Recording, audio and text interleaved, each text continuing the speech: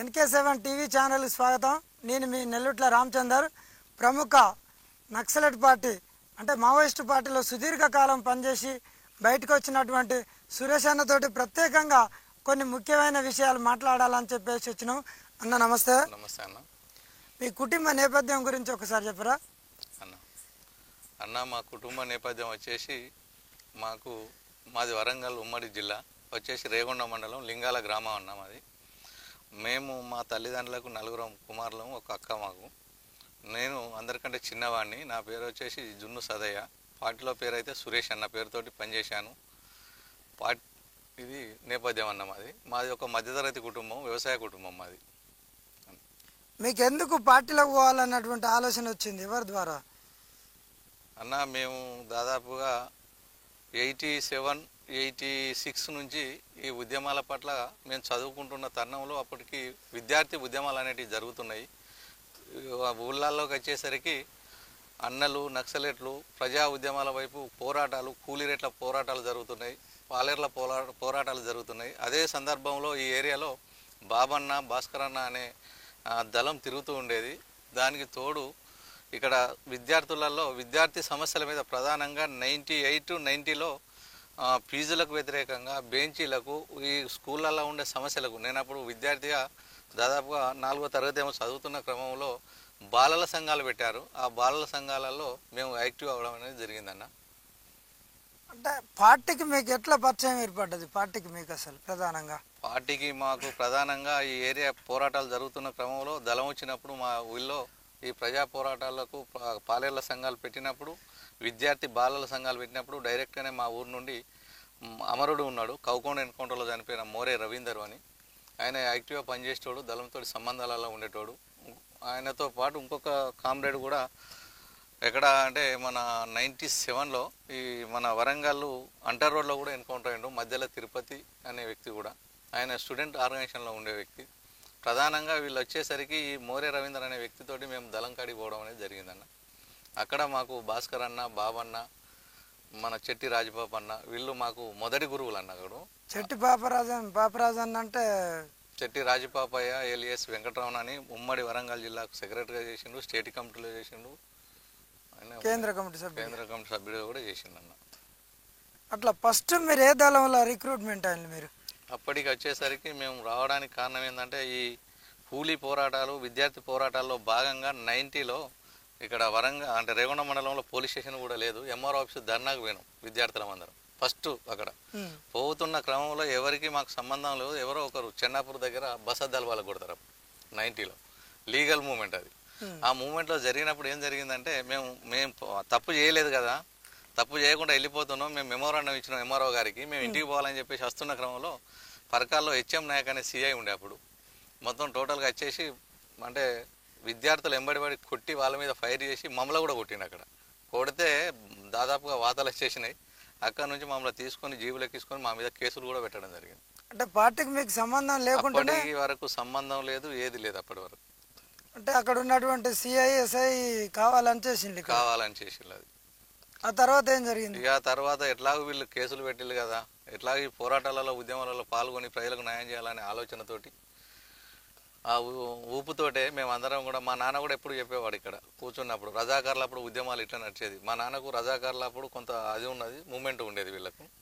మనం ఎప్పుడు కొట్లాడినా కూడా ఇక్కడ ఉన్న భూస్వాములకు వ్యతిరేకంగా, పెత్తందారులకు వ్యతిరేకంగా దోపిడీ జరిగినప్పుడు మనం స్పందించాలి. ఎందుకంటే రజాకారులు ఇట్లా ఉద్యమాలు చేసేటోళ్ళు, ఈ పరకాల ఉద్యమం కావచ్చు కానీ, ఇటు బైరాన్పల్లి ఉద్యమం కావచ్చు కానీ, వాటి గురించి బాగా నాన్న చెప్పేవాడు. ఎప్పుడు పడుకున్నామంటే ఈ బావి కాడికి వచ్చినప్పుడు పడుకున్నా, లేకుంటే మన ఇంటి దగ్గర ఉన్నప్పుడు పడుకున్నా, అంటే ఉద్యమాలు ఎట్లా ఉంటాయి, పోరాటం చేయకుండా మనిషికి మనగడ ఉండదనే విషయాన్ని నాన్న స్పష్టంగా చెప్పేవాడు మాకు. ఆయన అప్పుడే చదువుకున్నాడు. నాన్న కూడా ఉద్యోగం వస్తే పోలేదు ఎప్పుడు. అంటే 1901 వస్తే మాకు భూమి ఉన్నది కదా, 10 ఎకరాలు దున్నుకొని బతుకు బిడ్డ అని వాళ్ళ నాన్న చెప్పేవాడు. సేమ్ అదే పద్ధతిలో నాకు ఇది చెప్పిండు. అదే పరిస్థితులలో నేను అరెస్ట్ అయిపోయి బెయిల్ తీసుకొచ్చినాక కూడా భయపడద్దు బిడ్డ అని చెప్పేవాడు నాన్న. ఆ స్ఫూర్తితోటి వెంటనే కొద్ది రోజుల కాలంలోనే భాస్కర్ అన్న నన్ను దళంకాడికి పిలుచుకొని మాట్లాడి, మీరు బాలల సంఘంలో యాక్టివ్గా పనిచేయాలి, రేపు ఉద్యమంలో ఎటువైనా మీరు లెటర్ తీసుకుపోవాలి అని చెప్పేసి మూమెంట్లోకి తీసుకోవడం జరిగింది అప్పుడు మమ్మల్ని.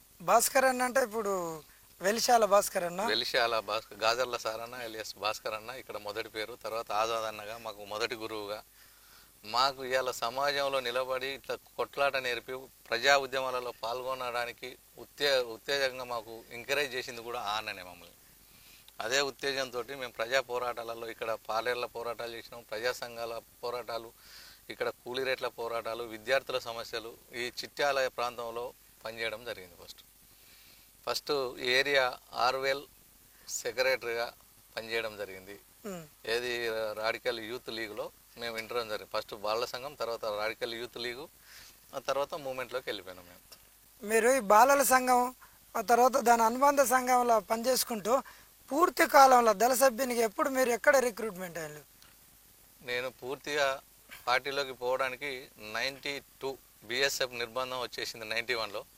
వచ్చేసరికి అప్పటికి మా కేసులు ఉండేది, కోర్టుకు పోయేవాడిని. కడుమ వాళ్ళందరూ మా అమ్మ నాన్న కూడా సరెండర్ కమ్మని చెప్పిళ్ళు. టోటల్ ఊళ్ళకు గ్రామాలలో ఇవాళ ఛత్తీస్గఢ్లో ఎట్లయితే గ్రామాల మీద దాడులు చేస్తూ ప్రజల్ని అధోగతులుగా చేస్తూ దాడులు చేస్తూ కేసులు పెడుతూ వాళ్ళని చంపేస్తూ చిత్రహింసలు పెట్టిల్లో 91లో ఇక్కడికి వచ్చిన బిఎస్ఎఫ్ బలగాలు మన ఏరియాలో టోటల్గా బూటకపు ఎన్కౌంటర్లు చేస్తున్న క్రమంలో నేను ఎవరికి సరెండర్ కాకుండా పార్టీ యొక్క పిలుపు మేరకు ప్రజా సంఘంలో ఉత్తేజితున్నాయి టోటల్గా ఫుల్ టైం కార్యకర్తగా బయటికి వెళ్ళడం జరిగింది 91లో. ఏ దళంలో మీరు నేను ఫస్ట్ చిట్యాల దళంలోకి వెళ్ళిపోయాను. అక్కడికి పోగానే భాస్కర్ అన్న నాకు ఈ ఏరియాలో నేను కొండన్న ఇంకో మా మిత్రుడు గుండ్లసాగరం ఎన్కౌంటర్లో చనిపోయిండు మాచర్ల కుమార్ సుదర్శన్ అని ఎంజిఎస్ కమాండర్గా చేసిండు. మేమందరం కలిసి ఇక్కడ ఉపదళ కమాండర్గా మాకు కొండన్నను పెట్టి ఒక 2-3 నెలల తర్వాత నన్ను ఉపదళ కమాండర్గా ఈ ఏరియాలో తిప్పిండు. చిట్యాల, మొగుళ్ళపల్లి, భూపాలపల్లి, రేగొండ ఈ మండలాలలో ఉపదళాన్ని వేసుకొని తిరగడం జరిగింది. అప్పుడు ఎంతమంది ఉన్నారు మీరు సభ్యులు ఒక దళంలో? ఉపదళం అనేది 3 తోటి ఉండేది. నేను దానికి ఫస్ట్ మాకు కొండన్న కమాండర్గా ఉండేవాడు, ఆ తర్వాత నేను కమాండర్గా ఉన్నా. నేను ఇక్కడ మళ్ళీ 14 నెలలు ఈ ఏరియాలో ఉపదళ కమాండర్గా చేసి అదే క్రమంలో ఇక్కడ అంటే కరువు పోరాటాలు కానీ మనకు ఈ కరువు దాడులు చేయించడం జరిగింది. అక్కడ ఎక్కడ అంటే జనరల్గా చేసినప్పుడు దార్కపేటలో ఒకటి జరిగింది. ఓ భూస్వామి ఇంటి మీద దాడి చేసి మొత్తం ప్రజలకు ఆయన ఉన్న ధాన్యాన్ని బట్టలను ఇట్లా పంచిపెట్టడం జరిగింది. తర్వాత వచ్చేసి టేకుమట్ల మండలం, ఇప్పుడున్న టేకుమట్ల మండలం అంకుశాపురంలో దొరవని ఒక లారీ వడ్లు తీసుకుపోయి మొత్తం గ్రామాలలో కూడా పంచడం జరిగింది, ఒక లోడుకు లోడు. ఇట్లా వచ్చేసి ఇక్కడ కాకర్లపల్లెల ఇట్లా ఆడొకటి దాదాపుగా ఉద్యమాలలో పార్టిసిపేట్ చేయడం అయితే జరిగింది. ఇక్కడ ఆ తర్వాత మీరు నెక్స్ట్ ఎప్పుడు కమాండర్ అయ్యండి మీరు? ఇక్కడ నేను 94 తర్వాత 95లో పరకాల దళ సభ్యునిగా నన్ను ఇక్కడ నుంచి అక్కడికి ట్రాన్స్ఫర్ చేయడం జరిగింది. పరకాల దళంలో 95 నుంచి 97 దాకా అక్కడే ఉన్నా. 97లో నా కమాండర్ ప్రమోషన్ ఇచ్చేసి 98లో అంటే ఇక్కడ కమాండర్గా చేసే ముందు దళ సభ్యుని శాఖ మెంబరు, తర్వాత డిప్యూటీ కమాండరు, ఆ తర్వాత మిలిటరీ కమాండర్ ఇచ్చేసిళ్ళు. మిలిటరీ కమాండర్ నుంచి నన్ను నెక్కొండ సెక్రటరీగా 98లో పంపించాను. మిలిటరీ కమాండర్గా మీరు ఎక్కడ ఏ ప్రాంతాలలో పనిచేసిండ్రు? మిలిటరీ కమాండర్గా నేను ఫస్ట్ ఇక్కడ వరంగల్ జిల్లాలో పనిచేసినాను. ప్రస్తుతం చేసిన దాంట్లో వరంగల్ జిల్లా ఉమ్మడి జిల్లాకు మిలిటరీ కమాండర్గా పనిచేశాను. యాక్షన్ టీమ్ కమాండర్గా చేశాను, ప్లటూన్ కమాండర్గా పనిచేశాను. ఆ తర్వాత కొన్ని దాడులు కూడా జరిగినాయి మేము దళాలలో పనిచేస్తున్నప్పుడు.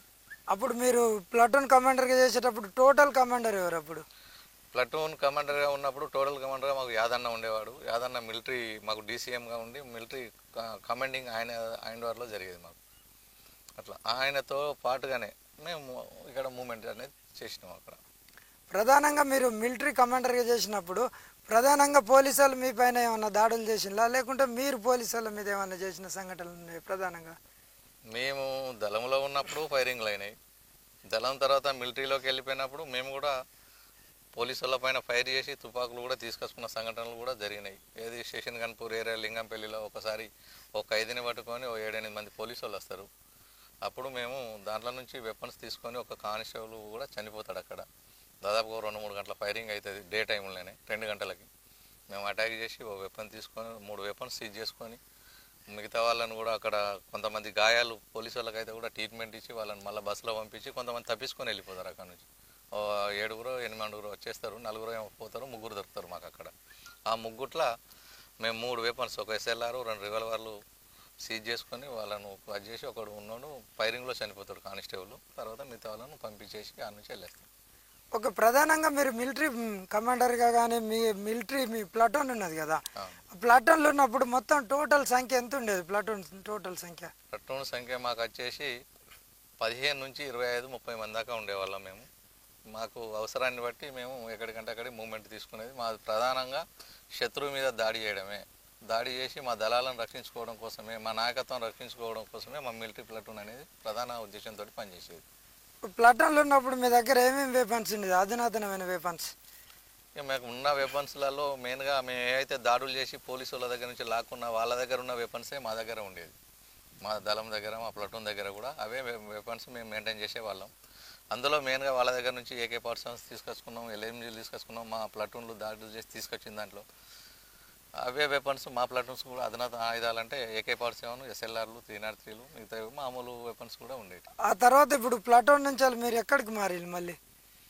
నేను ఇక్కడ పరకాల్లో పనిచేసినాక నెక్కొండ తర్వాత నెక్కొండ నుండి ప్లాటూన్కి వెళ్ళి ప్లాటూన్లో ఒక 1 ఇయర్ తర్వాత మళ్ళీ యాక్షన్ టీమ్ కమాండర్ అంటే మదైన ప్రాంతం అయితే ఏదో ఉన్నదో చేరియాల, పాలకుర్తి, స్టేషన్ గన్పూర్ దళాలకు యాక్షన్ టీమ్ కమాండర్గా ఉమ్మడి జిల్లాకు తిరగాలి మైదాన ప్రాంతంలో. అదే క్రమంలో ఆ ఏరియాలో మూవ్మెంట్ చేస్తున్న క్రమంలో నేను మూవ్మెంట్ చేసేది. అప్పుడే మీ పైన ఏమన్నా పోలీసు వాళ్ళు మీ పైన ఏమన్నా యాక్షన్ చేయడం కానీ ఎవరైనా చనిపోయిన సంఘటనలు ఇట్లా ఏమన్నా ఉన్నాయా? మేము ఫైరింగులలో కూడా ఉన్నాము. అట్లా మాకు పరకాల దళంలో ఒక 2 దిక్కుల ఫైరింగ్ అయింది. ఆ ఫైరింగ్లలో జాకారం దగ్గర ఒకసారి అయింది. ఆ తర్వాత ఒకటికి నేరడుబెల్లి ఏరియాలో పోలీస్ ముందుకు వెళ్ళి బయటికి వెళ్ళి వచ్చేసినాం, అప్పుడు ఒకసారి ఫైరింగ్ అయింది. ఈ ఫైరింగుల నుంచి ఏం నష్టం అయితే జరగలేదు. అక్కడ నుంచి వాళ్ళు సేఫ్గా బయటపడ్డారు, మేము సేఫ్గా బయటపడ్డాం. ప్రధానంగా మేము పరకాల దళంలో చేసినప్పుడు కూడా బ్లాస్టింగ్ అనేది జరిగింది మా కమిటీ తరఫున.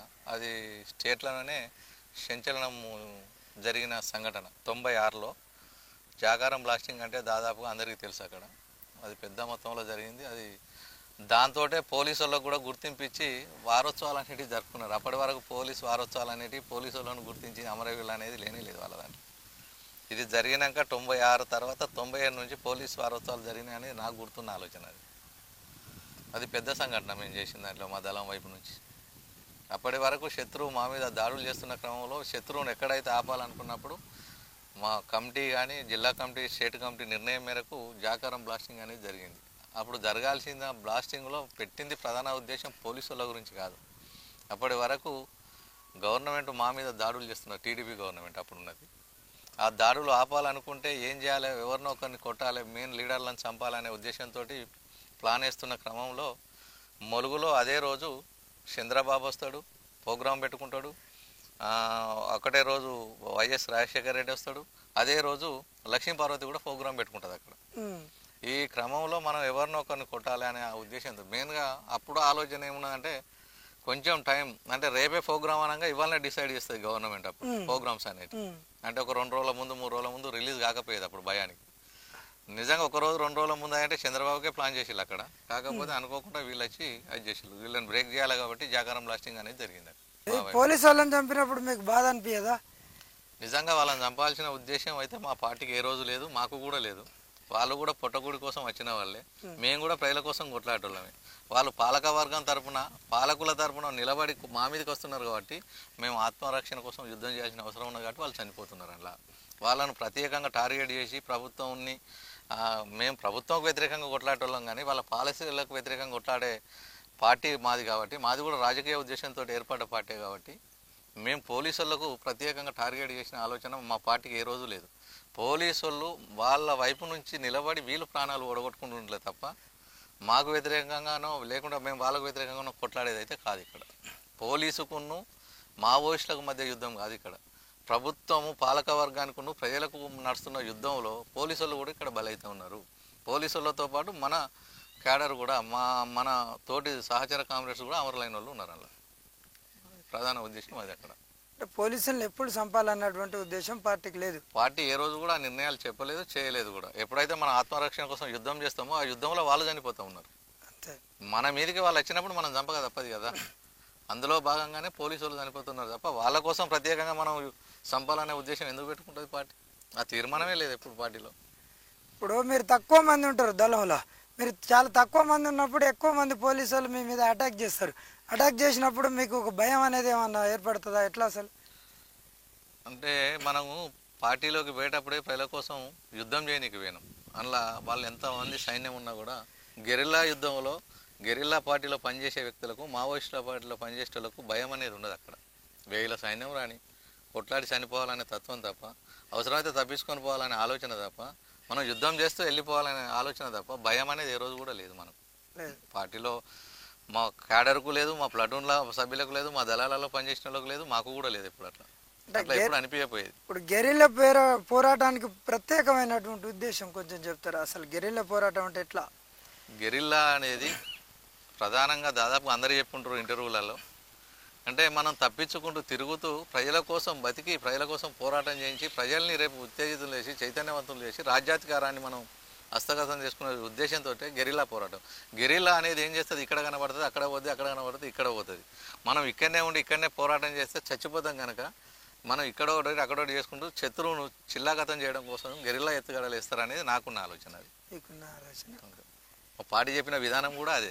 మొలుగు దగ్గర జాకారం పెద్ద బ్లాస్టింగ్ జరిగింది కదా, అప్పుడు ఎంతమంది కమాండోలు చనిపోయిండ్రు పోలీసుల తరఫున? అందులో దాదాపు అంటే అప్పుడు జరిగినప్పుడు బ్లాస్టింగ్లో ఒక సిఐ, ఒక ఎస్ఐ, ఒక 7 మొత్తం మీద 9 మంది స్పాట్లనే చనిపోయినారు. ఆ తర్వాత కూడా ఒక 3-4 చనిపోయినట్టు మనకు తెలుసు. మీరు తుపాకులు వాళ్ళ దగ్గర నుంచి రికవర్ చేసుకున్నారా? తుపాకులు తీసుకునే ఉద్దేశం లేదు అక్కడ, ఎందుకంటే మొత్తం ఫోర్స్ అంతా అప్పటికే ఉన్నది అక్కడ. అంటే అవకాశం ఉంటే తీసుకుందాం అనుకున్నాము, కానీ టోటల్గా అంటే ఏంటిది వారిని డాగ్ పార్టీ అనేది వచ్చి ఇక కొద్దిగా అయితే దాన్ని తీసేస్తారు వాళ్ళు. తీసేస్తూ ఇప్పుడు అది మోరి ఉన్నది అనుకో, కొద్ది దూరంలో ఇంకో సెకండ్ మోరి కానే ఉన్నారు, ఎంత ఒక 20 మీటర్ల దూరంలో, 20-30 మీటర్ల లాంగ్ లో ఇంకొక మోరి ఉంటది. ఇంట్లో చెక్ చేస్తా ఉన్నారు. అప్పటికి ఈడికి వస్తే వాళ్ళని కూడా కొట్టేస్తాం మేము, కానీ ఇక వాళ్ళకంటే ముందుగా ఈ వ్యాన్ వచ్చింది కాబట్టి వ్యాన్ దొరికిపోయింది మాకు. వ్యాన్ పెద్ద వ్యాన్, అది ఆ వ్యానే బ్లాస్టింగ్ అయిపోయింది అక్కడ. అది జరిగింది అక్కడ. కాబట్టి మనకు వెపన్స్ తీసుకునే అవకాశం కూడా లేదు. ఎర్లీ మార్నింగ్ 7 గంటలకు జరిగింది. అది 6:45 7 గంటల మధ్యలో జరిగింది అంతే. మీరు ఆ బ్లాస్టింగ్ చేసినాక ఈ కాలువ పెళ్లికి సంబంధించిన శ్రీధర ఎవరో ఒక అబ్బాయిని, ఒక 15 సంవత్సరాల అబ్బాయిని ఎన్కౌంటర్ చేసిండ్రు పట్టుకునేది. ఇప్పుడు ఎప్పుడైతే శత్రువు ఏం చేస్తాడు అంటే, ఎక్కడైతే వాళ్ళకు అంటే కౌంటర్ జరిగిందో దీన్ని కౌంటర్ వేస్తారు వాళ్ళు. ఫస్ట్ చంపిన సంఘటనలు కూడా ఉన్నాయి, చంపవచ్చు కూడా అక్కడ. వాళ్ళకి ఎవరు దొరకపోతే సరెండర్ అయిన వాళ్ళను తీసుకుపోయి చంపేసే ఉద్దేశం గవర్నమెంట్. ఎందుకంటే ఇక్కడ కౌంటర్ ఇవ్వాలి, ప్రజలలో వానికి ఒకటి మళ్ళీ ఇమేజ్ కావాలి కాబట్టి, దీన్ని కౌంటర్ ఇచ్చినట్టుగా ఒకరు చనిపోయినట్టుగా చూపించాలి కాబట్టి అట్లా చంపిన దాన్ని ఆశ్చర్యపోవాల్సిన అవసరం లేదు. జరిగిన సంఘటనలు కూడా ఉన్నాయి అట్లా. ఎక్కడ పీపుల్స్ వార్ పార్టీ కార్యక్రమాలు కానీ, మావోయిస్టుల కార్యక్రమాలు కానీ, ఆడ ఒక శత్రువును కొట్టినప్పుడు కానీ, లేకుంటే ఆ ఏరియాలో ఓ దళం మీటింగ్ పెట్టినా కానీ, సరెండర్ అయిన వ్యక్తులు ఎవరైతే ఉంటారో మిలిటెంట్స్ని ఫుల్ టైం కార్యకర్తలు చేసి ఇంటికాడ పార్ట్ టైంగా ఉన్న వ్యక్తులను తీసుకుపోయి చిత్రహింసలు పెట్టడం, ఎన్కౌంటర్లు చేయడం గవర్నమెంట్కి అది ఆనవాయితీ కాబట్టి చేసి ఉంటారు కూడా అట్లా.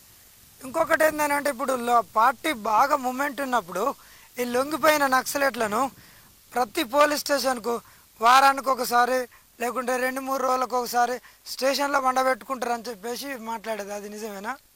100% వాళ్ళ రక్షణ కోసం ఎప్పటికీ జరిగేది. ఎప్పుడు మన మూమెంట్ బలంగా ఉన్నప్పుడు మాజీలను కాపలా పెట్టుకునే చేసేది. అది ఒకటే కాదు, ఇంకా ఇక్కడ మన పరకాల ఏరియాలో జరిగినప్పుడు ఏం చేసేదంటే, ఇప్పుడు ఎక్కడన్నా మేము అంటే ఇక్కడ ప్రధానంగా ఇంకొకటి ఇన్సెన్స్గా చెప్పాల్సింది ఏంటంటే, పోలీసు వాళ్ళు మనం ఎప్పుడన్నా వీళ్ళకి వ్యతిరేకంగా దిష్టి బొమ్మలు కట్టేవాళ్ళం, మనం వాల్ పోస్టర్లు వేసేవాళ్ళం. మనం వీటిని ఏం చేస్తారు, తెల్లాటలకు వచ్చేసి ఈ మన మాజీలతోటే పీకేస్టోళ్ళు వాళ్ళు. పోలీసు వాళ్ళు కూడా వచ్చి పీకేస్టోళ్ళు, వాటిని ఉంచేటోళ్ళు కూడా కాదు. పోలీసు వాళ్ళే ముందుగా వచ్చి వాటిని లేకుండా చేసేటోళ్ళు, మన ప్రచారానికి అడ్డుగా ఉండేటోళ్ళు వీళ్ళు. మనం ఏడ వాల్ పోస్టర్ వేసినా, ఏడ దిష్టి బొమ్మలు కట్టినా గవర్నమెంట్కి వ్యతిరేకంగా, మనం ఎప్పుడన్నా గవర్నమెంట్లో ఉన్న మంత్రిదో లేకుంటే పోలీసు ఉందో ఎవరిదో దిష్టి బొమ్మలు వాటి మీద వాల్ రైటింగ్ రాసి పెట్టినాం అనుకో, వాటిని వెంటనే తీసేసేటోళ్ళు వాళ్ళు. దీన్ని కంట్రోల్ చేయడం కోసం మేము కొత్తగా నూతనంగా మా పరకాల దళం ఆలోచించి ఏం చేసిందంటే, బూబీ ట్రాప్ ప్రయోగం కూడా మేము చేసినాం ఇక్కడ. బూబీ ట్రాప్ ఫస్ట్ ప్రయోగం పరకాల్లోనే జరిగింది. అది మా దళంలోనే, మా ఆలోచనతోటే మా దళం అంతా దాన్ని కట్ చేసి, బూబీ ట్రాప్ అంటే దాన్ని ముట్టుకోగానే పేలుతుంది అది. ఇప్పుడు మేము ఎక్కడైతే బ్లాస్టింగ్ చేయడం కోసం మేము అంటే మన వీళ్ళకు ప్రభుత్వానికి వ్యతిరేకంగా దిష్టి బొమ్మలు కడతానో వాటిని పీకేస్టోళ్ళు పోలీసు వాళ్ళు. అందులో భాగంగా దీన్ని ఏం చేస్తే వీళ్ళని కంట్రోల్ చేయగలుగుతాం, పోలీసు వాళ్ళు 1-2 చచ్చిపోతేనే రేపు కంట్రోల్ అవుతారనే ఉద్దేశంతో తిరుమలగిరి అనే గ్రామం ఉంటుంది మనకి ఇక్కడ. దాదాపుగా అక్కడ మనకు మన ఏరియా కమిటీలలో మేము గ్రామరాజ్య కమిటీలను ఏర్పాటు చేసి మనకు ఒక స్వతంత్ర పాలన అంటే జనతా సర్కార్ లాగా మన పరిపాలన సాగేది లేకుండా ఈ ఏరియా అంతా కూడా. అంటే ఒక రకంగా మీరు సమంతర పాలన మనకు సొసైటీలు ఏర్పడ్డాయి మన ఆర్గనైజేషన్ లో. ఇటు వచ్చేసి నాయ కమిటీలు ఏర్పడ్డాయి, మనకు వచ్చేసి పరిపాలన కమిటీలు ఏర్పడ్డాయి. మనకు ప్రతి కమిటీ కూడా గ్రామంలో మన ఇంటి వల్లనే జరిగేది. పెద్ద మనుషుల తీర్మానాలు కూడా మన ఇంటి వాళ్ళనే జరిగేది. అప్పుడు ఈ ఏరియా అంతా మన కంట్రోల్లో ఉన్నది. బోర్లు వేయించినాం ప్రజలకి, సొసైటీలు ఏర్పాటు చేసి పిండి బత్తాలు ఇచ్చినాం మనం. అప్పుడు తర్వాత వచ్చి ప్రజలకు ఏ అవసరాలు ఉంటే అవి తీర్చేసినాం అన్నట్టు. ఇక్కడ నీటి కొరత కానీ, విద్య కొరత కానీ, వాటికి సొసైటీల కొరత కానీ, రైతు సమస్యలు కానీ, ఇవన్నిటితోటి అది చేస్తున్న క్రమంలో మనకు పూర్తి మీద దాడులు చేయడం కోసం అది చేస్తే దిష్టి బొమ్మలు కడతా అంటే కూడా మన మీదే దాడులు చేసి దిష్టి బొమ్మలు తీసేసేవాళ్ళు అప్పుడు. ఆ క్రమంలో ఈ భూమి ట్రాప్ అయిన దాన్ని ఏర్పాటు చేసి దాంట్లో ఒక బాంబు పెట్టేసి తిరుమలగిరి స్కూల్లో పెట్టించినాం మనం. ఒకటేమో రేగొండ పోలీస్ స్టేషన్ దగ్గరలో ఇతల బస్ స్టాండ్ కాడ పెట్టించినాం. వీళ్ళు ఏం చేసిందంటే అప్పుడు ఒక ఎస్ఐ ఉండే రవీందర్ రెడ్డి అని, ఇక్కడ ఉన్న అందరినీ కొట్టేవాడు, చాలా హింసించే అతను, మిలిటెంట్ అని కూడా తీసుకుపోయి హింసించే అతను ఆయన. ఎట్లాగో వస్తాడనే ఉద్దేశంతో మేము కూడా దాంట్లో ఒక బీబీ ట్రాప్ అరేంజ్ చేసేసి దాన్ని ప్రయోగాత్మకంగా తిరుమలగిరి స్కూల్లో పెట్టించినాం. ఊరందరికి ప్రజలకు కూడా డప్పు సాటింపు చెప్పి మీరు ఎవరు పోలీసు వాళ్ళు వచ్చినా పోవద్దు, మిలిటెంట్ లో ఎవరు ఉన్నా సరెండర్ అయిన వాళ్ళు, మనకు ఒక 200 మంది మిలిటెంట్ ఉంటారు అక్కడ, అందరినీ కూడా బయటికి పిలిపించినాం. పిలిపించి జనాల్ని కూడా పోవద్దని చెప్పేసి ప్రచారం చేసి వదిలేసినాం. కానీ అక్కడికి వచ్చేసి 2-3 రైతులని, సుంకరి రాజయ్య అంటే ఎవరో ఉంటారు, ఇంకొక ఆయన ఒక పెద్ద గొడపాక నుంచి ఇక్కడ వడ్ల ఆయన పనికి వస్తారు, వాళ్ళని కొట్టి తీసుకొని పోయిన వాళ్ళకి భయం ఉండే. అప్పుడు పోయి పీకిపో అని చెప్పేసి ఇటు వెనకకుండి దగ్గర ఉండి పీకిస్తారు అక్కడ. అప్పుడు వాళ్ళిద్దరు స్పాట్లో చనిపోతారు, ఈయనకు చేయి కూడా పోతుంది ఎస్ఐ. అది కూడా వరంగల్ జిల్లాలో పెద్ద సంచలనం స్టేట్ లోనే. దాని తర్వాత కొంచెం జడుపు అనేది వస్తుంది, దూరంగా ఉంటారు, మన కార్యక్రమాలను కూడా సజావుగా సాగే పరిస్థితి ఏర్పడేది కొంతకాలం వరకు మనకు. అట్లా మన కార్యక్రమాలు జరగడం కోసం ఇలాంటివి కూడా మన ఏరియాలో చేయడం జరిగింది అప్పుడు పరకాల ఏరియాలో ఉన్నప్పుడు. మరి 2 రైతులు చనిపోయింది కదా, వాళ్ళ ఏమన్నా పార్టీ నుంచి ఏమైనా సాయం చేసిందా వాళ్ళకు? దాని మీద పార్టీ వాళ్ళ దగ్గరికి పోయింది, సానుభూతి తెలిపింది. యుద్ధంలో జరిగినప్పుడు మన వైపు నుంచి నష్టాలు జరుగుతాయి, మన వాళ్ళ కోసం పెట్టింది కాదని వాళ్ళ కుటుంబాలకు వివరణ ఇచ్చేసి ఆర్థికంగా మనిషికి అప్పుడు నాకు తెలిసి 70-70 వేలు, లక్ష రూపాయలు కూడా వాళ్ళకు సాయం చేసినాం. ఆర్థికంగా సాయం చేసినాం. మనం చేసిన తర్వాత మళ్ళీ గవర్నమెంట్ వాళ్ళ వైపు నుంచి కూడా వాళ్ళకు ఉద్యోగాలు ఇచ్చింది, వాళ్ళు కూడా హ్యాపీగానే బతుకుతారు అనేది మనకున్నాను. పోలీసులతో ప్రధానంగా దాడులైనాయి, అవి కొన్ని చెప్పండి. మెయిన్ ఇంపార్టెంట్ 96లో అప్పుడు ఎలక్షన్స్ జరుగుతాయి, ఏదో బై ఎలక్షన్స్, ఎంపీ ఎలక్షన్స్ ఏమో ఉంటాయి. మేము కూడా పోలీసుల కోసం ఓ యాక్షన్ చేయాలని చెప్పేసి పరకాల చిట్యాల దళం ప్లాన్ చేసుకుంటుంది. అప్పుడు ప్లాన్ చేసుకొని భూపాలపల్లి ఇప్పుడున్న ఏమంటారు రోడ్డు మైసమ్మ అని ఇప్పుడు నిలిచింది అక్కడ క్వార్టర్స్ దగ్గర, ఇది మన పందపడకల హాస్పిటల్ ముందే, అక్కడ బిగ్ ఫారెస్ట్ ఉండేది. ఆడికి అంటే సెంటర్కు 2 కిలోమీటర్ల తేడా ఉంటుంది. ఆడ మేము ప్లాన్ చేసుకొని మైనింగ్స్ పెట్టినాం అప్పుడు 2 దళాలు. అప్పుడు మాకు వెంకటరమణ కార్యదర్శి, ఆయన ఇండివర్లోనే మా దళాలు చిట్యాల పరకాల దళం, ఆనంద్ ఇటు ఉండేది, ఇక్కడ మాకు రవణ DCMగా ఉన్నాడు. అందరం కలిసి ఒక టీం ప్లాన్ చేసుకొని యాక్షన్ చేయాలనే ఉద్దేశంతో ఒక 15 రోజులు క్యాంప్ వేసినాం అక్కడ దగ్గరలో రోడ్డుకి. అక్కడికి వాటికి మేము మైండ్స్ ఏర్పాటు చేసుకొని వాళ్ళ కోసం కాపలా కాస్తున్న క్రమంలో అప్పుడు పోలీసుల భయం ఏంటంటే నడిచేటప్పుడు గ్యాప్ ఇచ్చి నడిచేది వాళ్ళు. ఎందుకంటే గుంపుగా పోతే ఎక్కడ బ్లాస్ట్ అయితే అక్కడ గుంపులుగా చనిపోతామని చెప్పేసి ఒక్కొక్క మనిషికి మినిమం ఓ 50 మీటర్లు, లేకుంటే ఓ 30 మీటర్లు, లేకుంటే ఓ 300 మీటర్ల దూరం నుండి పోయేవాళ్ళు. లేకుంటే భయానికి వెహికల్లో పోవాలంటే భయం కాబట్టి ఆ ఇంటీరియర్ ఏరియాలో లారీలలో ఇసుక పోసుకొని ఇసుక మీద ఉండిపోయేటోళ్ళు. బ్లాస్టింగ్ కనుక జరిగితే సేఫ్గా బతుకుతామనే ఆలోచన బట్టి బయటికి పోయేటోళ్ళు. మాకు కూడా ఆలోచన వచ్చి వాళ్ళు ఇట్లా పోతున్నారు కాబట్టి ఈ లెవెల్లో ఇసుక లెవెల్లో కొట్టాలి శత్రువును. కొట్టాలనుకున్నప్పుడు మనం ఏం చేయాలి, ఒకటి ఏదో పెద్దది ఐటీది అది చేసుకొని దాని మీద ఒకటి క్లేమర్ మైన్స్ పెట్టి కొట్టాలని చెప్పేసి ఒక పెద్దది మేము కంటైనరే తయారు చేసినాం ఆ లారీకి దగ్గరలో అంతా.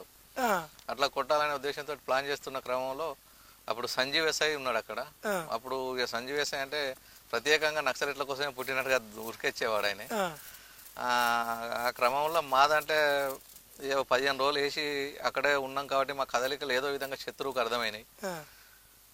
మాకు తెలిసి అందులో ఎవరో ఒకరు కూడా బయట లీక్ అయింది. మేము అదే క్రమంలో తెల్లందాకా పనిచేసేది, మినిమం 10 గంటలకు పోయి రోడ్డు పన్న తెల్లారగట్ల 4 గంటల దాకా ఉండేది. వెహికల్స్ పోతుంటే వస్తుంటే చూసేది, మా వాళ్ళు ఉండేది. అట్లా చూస్తున్న క్రమంలో ఒక రోజు దగ్గరికి వచ్చింది యాక్షన్ చేయాలి మేము. ఇక మేము మేము ఎండాకాలం అప్పుడు మే 21 నాకు తెలిసి 96లా ఆ రోజు మేము ఒక దిక్కు ఏంటి నీళ్ళ కోసం రంజన్లు దాన్ని కొట్టడం కోసం ఒక కంటైనర్ తెప్పిస్తానికి ఒక బండిని పంపించినాం. మా సరుకుల కోసం మైపల్లి అనే విలేజ్ ఉంటుంది, అటొక కామ్రేడ్ వేయండు, ఇటొక ఇద్దరు కామ్రేడ్స్ వేయండు. వీళ్ళు వస్తున్న క్రమంలో ఈ ఎట్లా జరిగిందో ఇప్పటివరకు దాని మీద నాకు క్లారిటీ లేదు. అందులో ఒక కామ్రేడ్ వెళ్ళిపోయి సరెండర్ అయ్యిండు, ఒక కామ్రేడ్ దొరికిండు ఒక బండితోటి. ఆ మంజునార్ కాడ ఒక స్కూల్ ఉంటుంది, ఆడనే బాటలు ఉంటాయి. ఈ నన్ను కొడతా అంటే ఆయన చెప్పిండా చెప్పలేదు తెలియదు, కానీ రాత్రి 7-8 గంటలకు ఆ కామ్రేడ్ని పట్టుకొని తీసుకొచ్చి చిత్రహింసలు పెట్టి కొడతా ఉన్నారు. ఆయన అన్ని చెప్పవచ్చు. అదే క్రమంలో ఇంకో కామ్రేడ్ బండి పట్టుకొని సరుకులు తీసుకొస్తా అంటే ఆయనను కూడా అరెస్ట్ చేస్తారు. వాళ్ళిద్దరిని నైట్ అంతా చిత్రహింసలు పెడతారు, కొడతారు, కాళ్ళరెక్కలు ఇస్తారు, అనేక రకాలుగా ఇబ్బంది పెడతారు. వాళ్ళకున్న పోలీసుకున్న ఆలోచన ఏంటంటే తెల్లారిపోయి డే టైంలో మొత్తం దళాన్ని మట్టుబెట్టాలనే ఆలోచనతో ఉంటారు వాళ్ళు.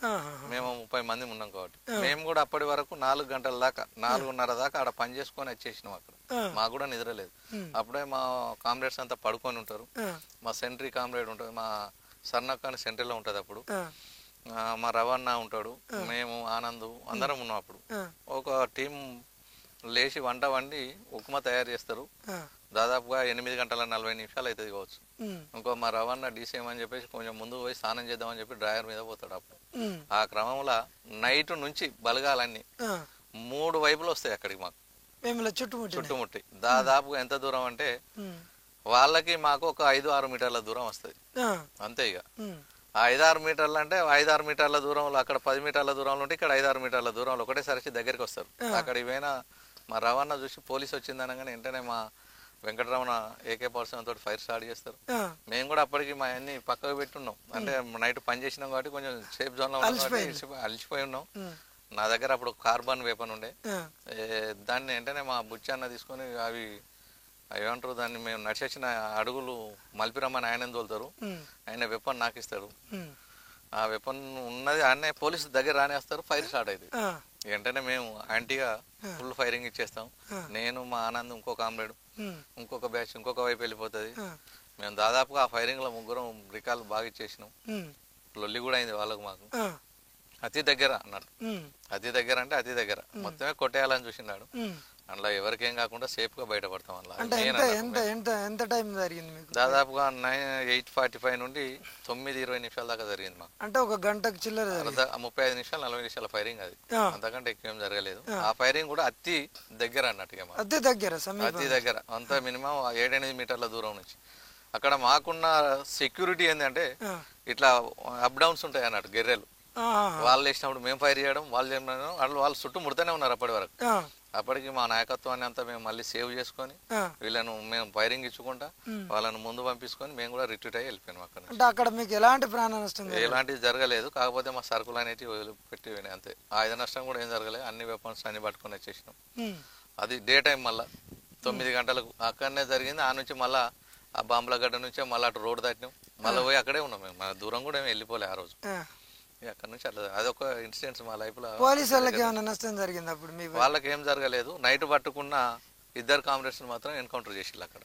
నైట్ చిత్రహింసలు పెట్టి వాళ్ళతో తీసుకొచ్చిన వాళ్ళు ఉన్నారు కదా, ఈ ఫైర్ చేసిన తర్వాత వాళ్ళని అక్కడ ఎన్కౌంటర్ చేసేసి, అంటే దొరికిన కామ్రేడ్స్ నే తీవ్రమైన చిత్రహింసలు పెట్టి చంపేసి ఏమన్నా కాళ్ళు చేతులుగా ఈరుగొట్టడం కానీ అన్ని రకాలుగా చేసిండ్రు వాళ్ళు. నానా రకాలుగా చిత్రహింసలు పెట్టుంటారు వాళ్ళు. యాసిడ్ పోసిళ్ళు, కాళ్ళు రెక్కలు ఇరగొట్టిళ్ళు, అన్ని రకాలుగా చేసిళ్ళు. చేసి చంపేసిండ్రు, దారుణంగా చంపేసిండ్రు వాళ్ళిద్దరు. మంచి కామ్రేడ్స్. ఒక ఆయన వచ్చి ముషిన్పర్తి శంకర్ అని, ఒక ఆయన వచ్చి పర్లపల్లి సూర్యం అని చెప్పేసి వాళ్ళు మాతోటి సమకాలికలుగా పనిచేసి. ఒక ఆయన మా శిష్యుడు, మేము రిక్రూట్మెంట్ చేసుకున్న అబ్బాయి. ఇంకో శంకర్ అంటే ఆయన మాతోటి సమానంగా పనిచేసాము. ఇప్పుడు అక్కడ మీకు హోరాహోరీ ఫైరింగ్ అయింది కదా, ఫైరింగ్ లో పోలీసు వాళ్ళు అంటే మీరు ఎక్కడ ఏ ప్లేసులలో ఉన్నారని చెప్పేసి తెలుసుకోవడానికి వాళ్ళు తిడతారు అని చెప్పేసి కొంతమంది చెప్పిన సంఘటనలు ఉన్నాయి. నిజంగా పోలీసు వాళ్ళు తిడతారా? వాస్తవంగా జరిగేది ఏంటంటే ఫైరింగ్లలో మిలిటరీ ఎత్తుగడ. అది పోలీసు వాళ్ళు తిడతారు, మనం తిడతాం అందులో. ఎందుకంటే మనిషిని గాయపరచాలి. ఫస్ట్ మనిషిని అగాధానికి నెట్టేయాలి. గద్దిరిస్తా అంటే లొల్లి పెడతా అంటే మన వైపు కాన్సన్ట్రేషన్ చేస్తాడు. తర్వాత ఇంకొక బ్యాచ్ ఏం చేస్తాడు, వాడు మళ్ళీ వెనక నుంచి వచ్చి కొట్టేస్తాడు. అది మిలిటరీ ఎత్తుగడలో భాగంగా ఖచ్చితంగా వాళ్ళ వైపు నుంచి తిడతారు, మన వైపు నుంచి కూడా తిడతాం వాళ్ళు. అది పక్కా జరుగుతుంది. అది మిలిటరీలో ఎత్తుగడల్లో భాగంగానే జరుగుద్ది. అది తిట్టడం అనేది కామన్ యుద్ధంలో. మనిషి అంటే సైన్యాన్ని అక్కడ గందరగోళపరచాలంటే బూతులు తిడతారు, వాళ్ళను ఏదో రకంగా గందరగోళపరుస్తారు, వాళ్ళను సైడ్ ట్రాక్ పట్టియడం కోసము ఈ తిట్టుకోవడం అనేది ఖచ్చితంగా జరుగుతుంది. అంటే ప్రధానంగా ఈ మాటలు మాట్లాడితే వాళ్ళు మాట్లాడినప్పుడు ఎక్కడున్నాడు అనేది తెలిసిపోతుంది కాబట్టి అట్లా మీరు ఇటు మాటలు మాట్లాడుతూ మాటలలో పెట్టుకుంటేనే వెనక నుంచి మళ్ళీ ఇంకొక టీంని ఎంగేజ్ చేసి వెనక నుంచి కూడా కొట్టేస్తారు. అందులో భాగంగానే ఈ తిట్టడం అనేది జరుగుతుంది. అదొకటి భాగం అవుతుంది. ఇంకొకటి మాట్లాడుతా అంటే అలికిరితోటి కూడా కొట్టేయడానికి అవకాశం ఉంటుంది. మీరు అన్న దాంట్లో కూడా 100% అది కూడా జరుగుతుంది. ఈ రెండు రకాలుగా జరుగుతుంది. రెండు రకాలుగా వాళ్ళు ఎత్తుగాల్లో భాగంగానే ఇది చేస్తూ ఉంటారు. ఇది పక్కా జరుగుతుంది. ఆ రోజు కూడా దాదాపుగా మేము కూడా అట్లనే తిట్టుకున్నాం, అట్లనే గొడవ జరిగింది. దగ్గరికి వచ్చి మా సెంట్రీ కామ్రేడ్ను అది అని లంజా అని మాట్లాడితే కూడా రే లంజోడికి ఎవరని కూడా మాట్లాడినాం. మేము ఎవరిని అంటాను అని చెప్పి మా లేడీ కామ్రేడ్ అక్కడ మా మహిళా కామ్రేడ్ అక్కడ సెంట్రీలో ఉన్నది కాబట్టి తిట్టిండాడు. తిట్టంగానే మేము కూడా వెంటనే తిట్టేసినాం. మా ఆనందాన బాగా తిట్టింది. ఇంకా మేము కూడా తిట్టినాం.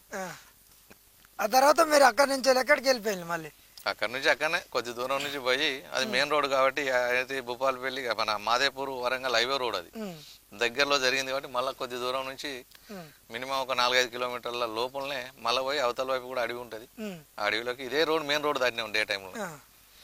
మరి మీ సరుకులన్నీ పోయినాయి కదా, మీ వస్తువులన్నీ పోయిన తర్వాత మళ్ళీ మీకు తిండి ఎట్లా?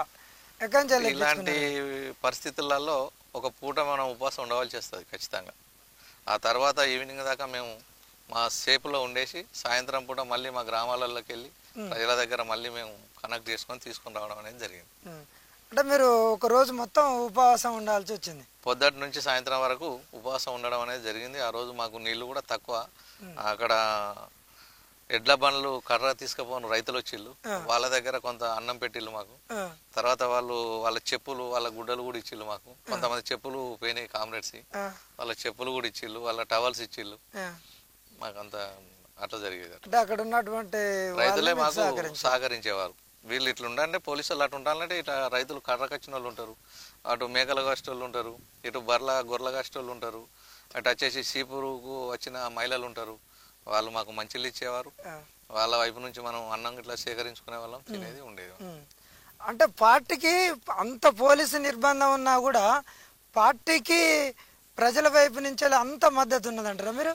ఎప్పటికి ఉంటుంది ప్రజల మద్దతు. ఎందుకంటే ప్రజల వైపు కొట్లాడే పార్టీ మావోయిస్ట్ పార్టీ నిస్వార్థంగా ప్రజల కోసం వాళ్ళ కుటుంబాలను కాదని, వాళ్ళ తనుములను కాదని, వాళ్ళ జీవితాలను కాదని, చదువుకున్న వాళ్ళు ఉద్యోగాలను ఇచ్చిపెట్టి ఎలాంటి కనీసం నాయా పైసా కానీ గుంటెడు జాగ కానీ ఆశించకుండా ప్రజల కోసం కొట్లాడినప్పుడు అట్లా ప్రజలు కంప్లిమెంట్ తోటి కూడా సహకరించిన సందర్భాలు ఎన్నో ఉన్నాయి.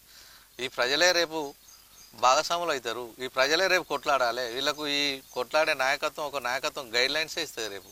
అట్లా పట్టుదలతోటి ఉన్నన్ని రోజులే ఈ పోరాటాలు ఉంటాయి. పోరాటాలు ముందుకు కూడా పోతాయి. సమాజంలో ఈ ప్రజలు ఉన్నంతకాలం, సమాజం ఉన్నంతకాలం, సమాజంలో సమస్యలు ఉన్నంతకాలం పార్టీ అనేది ఎల్లకాలం ఉంటూనే ఉంటుంది. ఈ పోరాటాలు అనేది సమాజంలో ఎప్పటికీ జరుగుతూనే ఉంటాయి. మానవ చరిత్రే పోరాటాల చరిత్ర దానికి ఒక రకంగా మనం చెప్పాలనుకుంటే.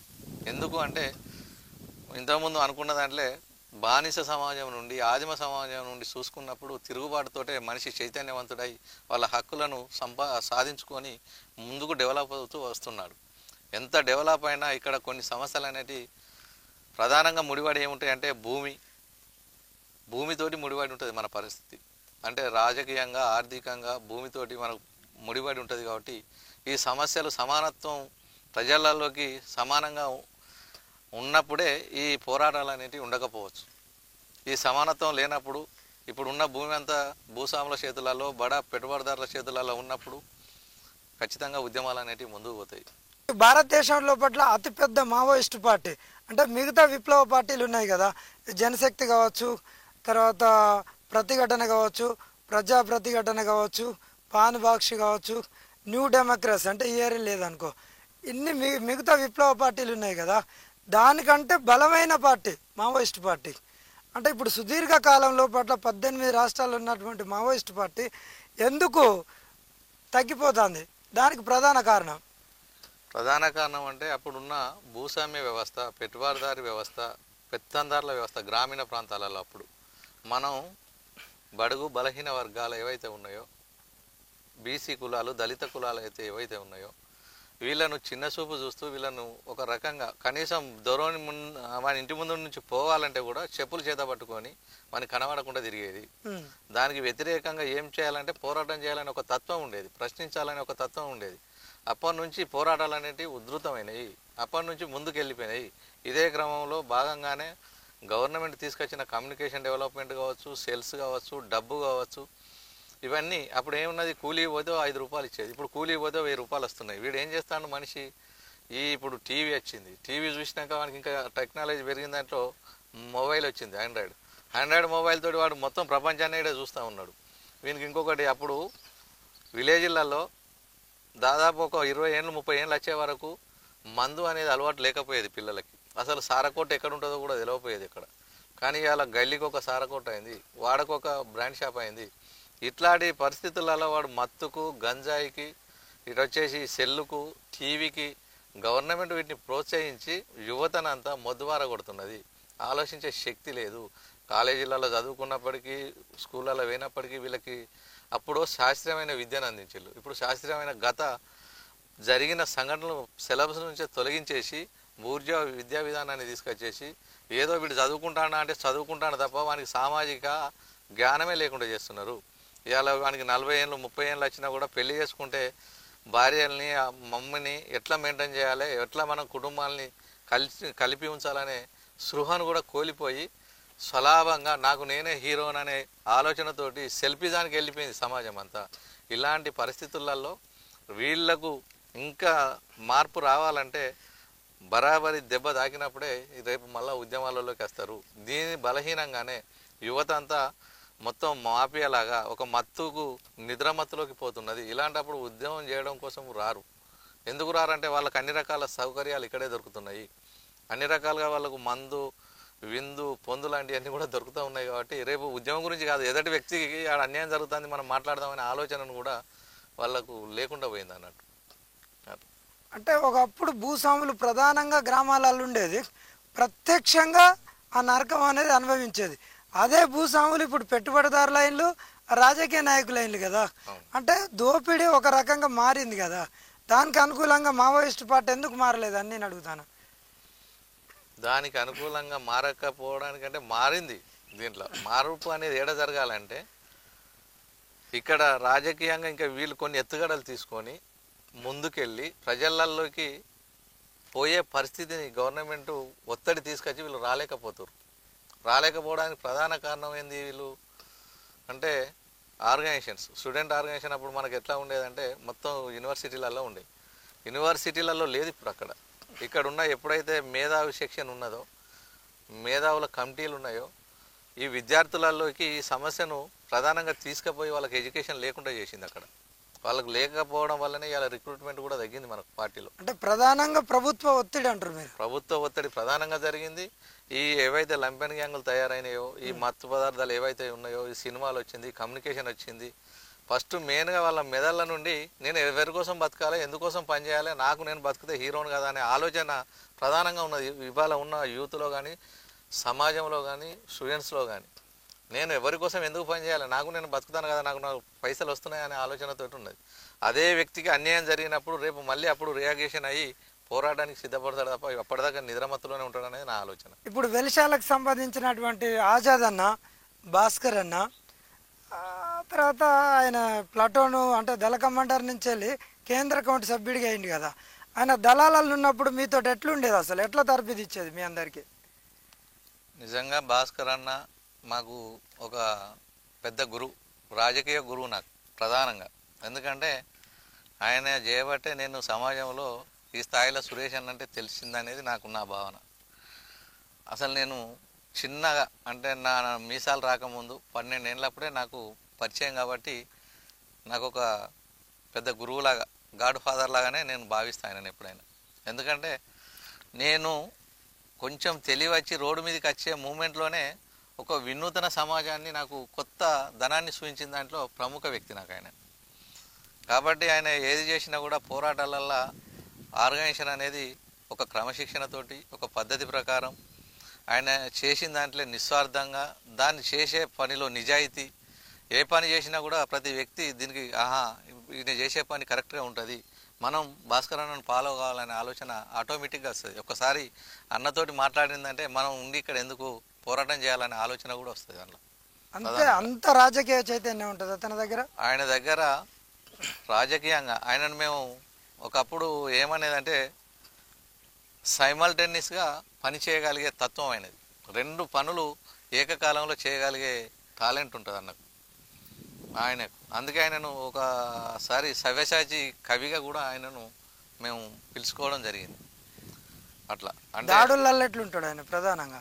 ఆయన రాజకీయ చైతన్యంతో పాటు ఆర్గనైజేషన్తో పాటు ప్రజా పోరాటాలను ఏ టైంలో నిర్వహించాలనేతో దానితో పాటు మిలిటరీలో కూడా ఒక అంటే ప్లాన్ ప్రకారం మైండ్ మాస్టర్ అంటారు ఒక రకంగా. దేనికి వెనకకొచ్చేటోడు కాదు ఫైరింగ్లలో. యుద్ధం అంటే యుద్ధ టెక్నికల్ యుద్ధ స్కిల్స్ వినూతనంగా మారుతున్న పరిస్థితులకు అనుకూలంగా అప్పటికప్పుడు నిర్ణయాలు చేసి దాడులు చేసే దాంట్లో బాగా నైపుణ్యుడు ఆయన. మామూలుగా ఉండదు ఆయన ఆలోచన కూడా. ఒక ఉన్నతమైన అపర మేధావిలాగానే నేను భావిస్తాను ఆయన విషయంలో.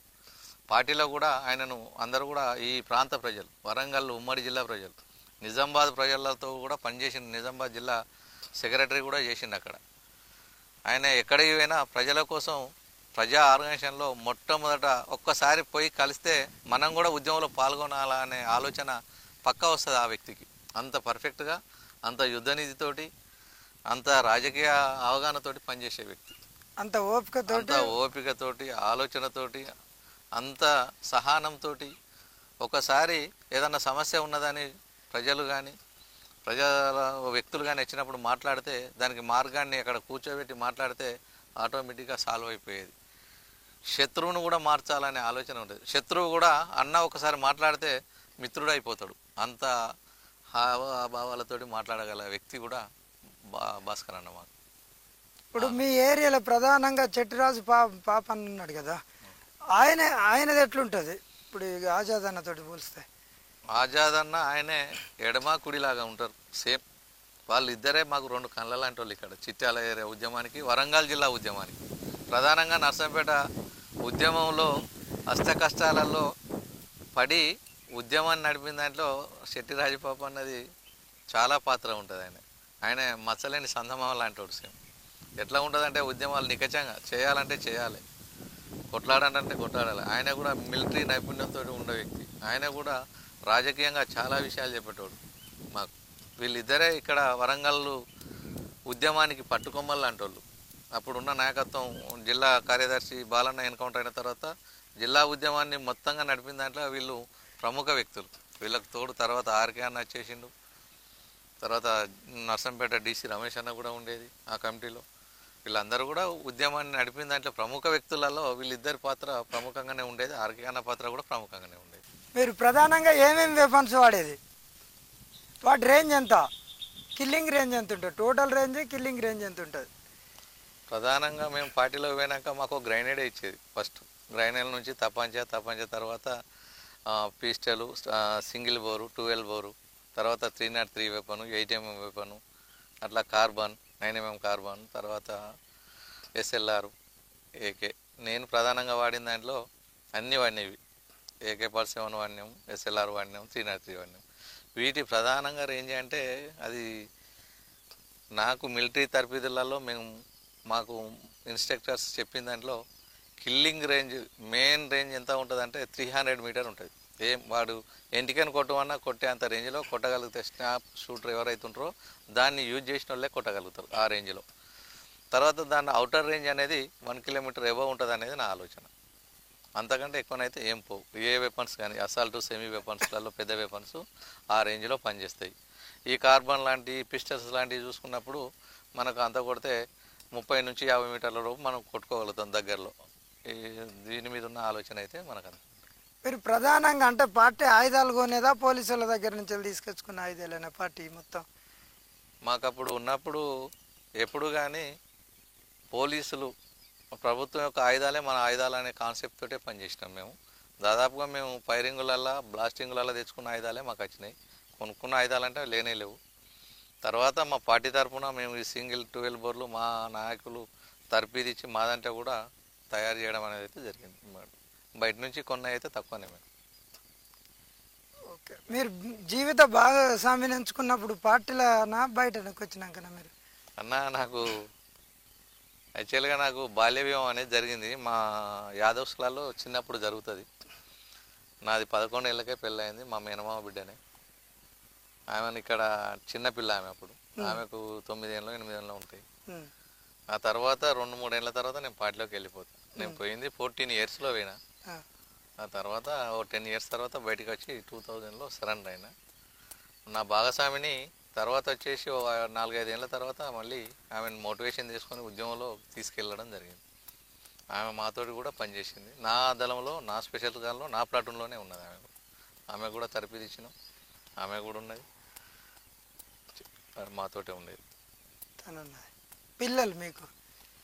మా పిల్లలు వచ్చేసి కొడుకు బిడ్డ. ఇప్పుడు ప్రస్తుతం మీరు ఏం చేస్తాను పార్టీల నుంచి బయటకు వచ్చినాక? ఇప్పుడు ప్రధానంగా పార్టీల నుంచి బయటికి వచ్చిన తర్వాత మొదటి నుంచి కూడా వ్యవసాయం మీద ఆధారపడ్డా.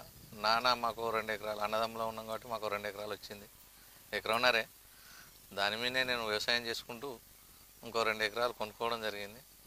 మొత్తం 4 ఎకరాలు వ్యవసాయం చేస్తూ ఉంటాను. వ్యవసాయ పని నాది ప్రధాన వృత్తి ఇప్పుడు, ఎప్పుడైనా కూడా అప్పటి నుంచి ఇప్పటి వరకు.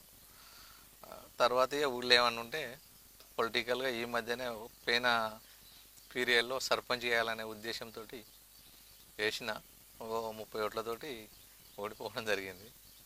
మేము అవకాశం వస్తే పొలిటికల్గా కూడా స్టెప్ తీసుకుందామనే ఆలోచనలో ఉన్నాయి. మీరు ఎప్పుడు సరెండర్ అయ్యారు అన్న? మేము 2000లో సరెండర్ అవ్వడం అనేది జరిగింది. 2000 వరకు పార్టీలోనే ఉన్నాం. అప్పుడు కొంచెం నాకు హెల్త్ రీత్యా కొంచెం బాగాలేకపోవడం ఒకటి, కొంత నాకు ఇంటికి రావాలనే ఆలోచన వచ్చింది. కొట్లాడలేదనే ఆలోచనతో, లేకపోతాననే ఆలోచనతోటే బయటికి రావడం జరిగింది. నేను మా భార్య బయటికి వచ్చి, అప్పుడు టీడీపీ గవర్నమెంట్ ఉన్నది. లోకల్ ఒక రిపోర్టర్ ఉంటాడు మా మిత్రుడు, ఆయనతోటి ఒక ఎస్పీ దగ్గరికి వెళ్ళి ఎస్పీ కాంటాక్ట్ నుంచి డైరెక్ట్ చంద్రబాబు దగ్గర సరెండర్ కావడం జరిగింది. ముఖ్యమంత్రి దగ్గర. ఇప్పుడు మీరు సరెండర్ అయిన తర్వాత ఎన్ని రోజులకు, అంటే ఫస్ట్ ఇంటికి పంపించాలా జైలుకు పంపించాలా పోలీసు వాళ్ళు?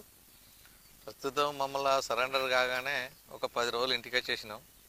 10 రోజుల తర్వాత మళ్ళీ పిలిచి కేసులు పెడతామని చెప్పేసి పిలిపించారు మమ్మల్ని. అంటే ఇద్దరికి పెడతారా అని చెప్పేసి మళ్ళీ పోయి మాట్లాడినాక ఇద్దరికి పెట్టడంలే, ఒకరికి పెడతామని చెప్పేసి నాకు మాత్రం పెట్టిళ్ళు. ఎన్ని కేసులు పెట్టిళ్ళు? నా మీద ఫస్ట్ 6 పెట్టిళ్ళు. ఆ తర్వాత ఇక వచ్చి మళ్ళీ పోతున్న క్రమంలో పోలీస్ నిర్బంధం అనేది పెరిగి అప్పుడప్పుడు పిలిచి పోలీసు వాళ్ళు మాట్లాడుకుంటా ప్రాబ్లం చేస్తున్నారు. మనం ఎప్పుడు వాళ్ళకు కంప్లిమెంట్ బెండ్ కాలే కాబట్టి కోటి చేసి అంటే 18 కేసులు దాకా పెట్టిళ్ళు మొత్తం. 18 కేసులు. ఫస్ట్ వచ్చేసి ఒకసారి 40 రోజులు ఉన్నా జైల్లో. సెకండ్ సారి పెట్టినప్పుడు 2 నెలల 40 రోజులు ఉన్నా. దాదాపుగా 2 సార్లు జైలుకు పోయినా. జైలు జీవితం అనేది కూడా అదొక పార్టీలో కఠోరమైన జీవితమే. కానీ అందులో పోయేసరికి అందులో 2 రకాలుగా ఉంటుంది అక్కడ. ఒకటైతేనేమో ఎన్ఎక్స్ఎల్ బ్యారక్ ఉంటుంది, ఒకటి కార్పెంటర్ బ్యారక్ అనేది ఉంటుంది, ఒకటి జనరల్ బ్యారక్ ఉంటుంది. ఈ దొంగలు జనరల్ బ్యారక్ ఎవరు ఉంటారు, కార్పెంటర్లు ఎవరు ఉంటారు, ఫస్ట్ ఎన్ఎక్స్ఎల్ ఎవరు ఉంటారు? జనరల్ బ్యారక్ అనే దాంట్లో ఇప్పుడు దొంగతనాలు, లంగతనాలు, రౌడీ షీటర్స్ ఇలాంటి వాళ్ళంతా అందులో ఉంటారు. వరకట్నం కేసులు, డమ్మీ కేసులు అలా పోయిన వాళ్ళంతా అందులో ఉంటారు. ఈ కార్పెంటర్ బ్యారకులు అనేది అంటే పార్టీల నుంచి సరెండర్ అయిన వ్యక్తులు ఉంటారు. దాదాపు సరెండర్ అయ్యి రేపు పార్టీకి మళ్ళీ మేము పోము, పార్టీ సంబంధాలలో పెట్టుకోలేము అనే దాంట్లో ఈ కార్పెంటర్ బ్యారక్లో ఎక్కువ ఉంటారు. ఇందులో ఎంఎల్ పార్టీలకు సంబంధించిన సిపి గ్రూప్కి సంబంధించిన కార్యకర్తలు కూడా ఇందులోనే ఉంటారు. వాళ్ళ లీడర్స్ కూడా ఇందులోనే ఉంటారు. వాళ్ళు సంబంధించిన వాళ్ళకు ఎన్ఎక్స్ఎల్ బ్యారక్లో అర్హత ఉండదు. ఎన్ఎక్స్ఎల్ బ్యారక్ అనేది స్పెషల్గా ఓన్లీ మావోయిస్టుల బ్యారక్. అది అందులోకి మళ్ళీ అరెస్ట్ అయినా సరెండర్ అయినా మనసు మార్చుకొని అందులోకి పోతానం అంటే నెక్స్ట్ మళ్ళీ ఒక రాజకీయ చైతన్యం కోసం పోవాల్సిందే. అలా వాళ్ళకు ప్రత్యేకమైన ఒక విధులు అనేటివి ఉంటాయి, సిస్టమ్ అనేది ఉంటుంది అక్కడ. ఎలాంటి సిస్టమ్ అంటే పడుకున్నామంటే 4 గంటలకు లేవాలి, 1 గంట సేపు ఎక్సర్సైజ్ చేయాలి, కాలకృత్యాలు తీసుకున్నామంటే ఎక్సర్సైజ్ చేయాలి, గ్రౌండ్ పోవాలి, ఆడ జెండా పెడతారు, జెండాకు వాళ్ళు ఫాలో చేయాలి, ఆడ ఎర్ర జెండా పాట పాడాలి. ఆ తర్వాత వచ్చేసి వాళ్ళే కూరగాయలు కోసుకోవాలి. వీళ్ళకు వసతులు ఏముంటాయంటే ఈ జనరల్ బ్యారక్ వాళ్ళకి కానీ ఇటు కార్పెంటర్ వాళ్ళకి కానీ జైల్లో అన్నమే తీసుకొచ్చి పెడతారు, వాళ్ళే కూర అని పెడతారు. కానీ వీళ్ళకి అట్లా ఉండదు. వీళ్ళకు సరుకులు సపరేట్ ఇస్తారు. అంటే వాళ్ళకు బ్లేడ్ కాడ నుంచి గడ్డం చేసుకునే సేవ్ చేసుకునే బ్లేడ్ కాడ నుంచి కూడా వాళ్ళ కోట ప్రకారం ఇస్తూ ఉంటారు వారానికి ఒకసారి.